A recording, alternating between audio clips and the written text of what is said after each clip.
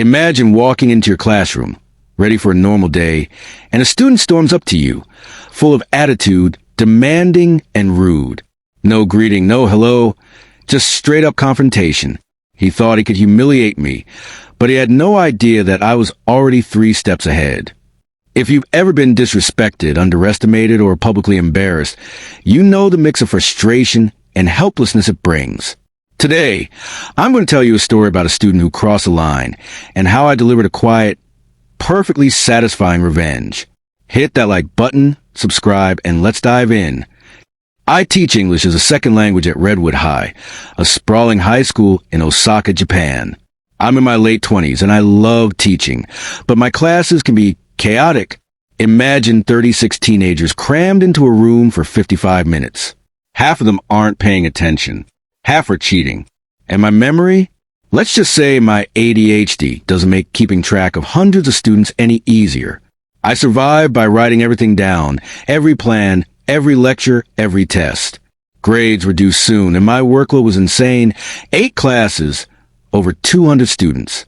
Some classes were just impossible to manage. And then that morning happened.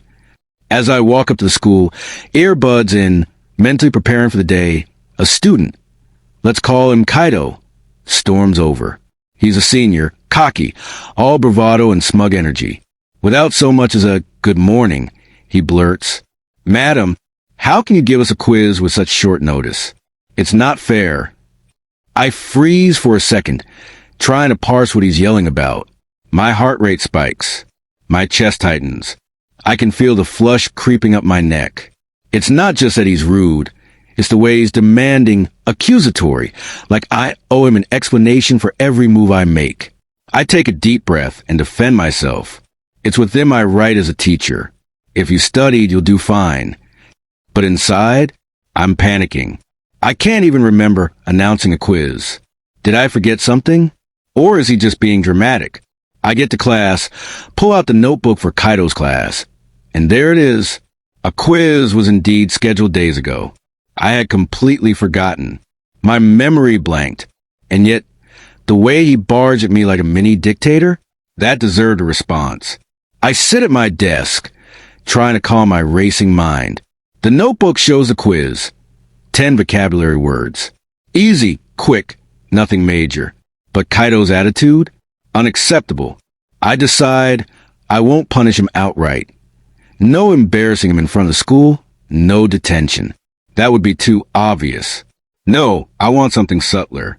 Something that will leave him flustered, but still teach him respect. As the students settle, I prepare the quiz, keeping my tone neutral. But the moment of execution, oh, it's coming, and it's going to be deliciously quiet. When I hand out the quiz, I look straight at the class. Everyone, I say, a calm smile on my face. Let's thank Kaido for reminding me we had this quiz. I had completely forgotten. A ripple of laughter passes through the room. Eyes dart toward Kaido, who now shifts uncomfortably in his seat. The flush of embarrassment spreads across his face. His mouth opens, but no words come out. The quiz begins and the class is calm, focused. Kaido fumbles through the easy questions, his confidence shattered. Not by shouting, not by punishment, but by the spotlight I shone on his own behavior. Inside, I feel a rush of relief. My chest unclenches. My heartbeat slows. It wasn't about being cruel. It was about restoring balance, showing him that disrespect has consequences, quietly but effectively. By the end of the class, Kaido's arrogance is gone. He's learned, subtly, that tone and attitude matter as much as the facts. And the best part?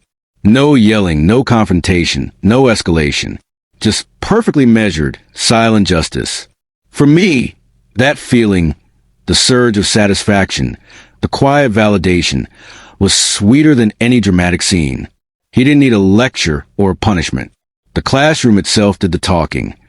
Sometimes, the best revenge isn't loud. It's quiet, smart, and measured.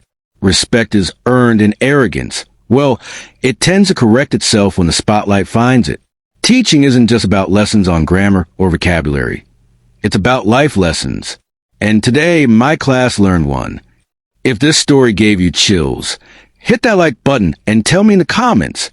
Have you ever been publicly disrespected, and how did you respond? And don't forget, subscribe for more real, satisfying stories of subtle justice and clever revenge.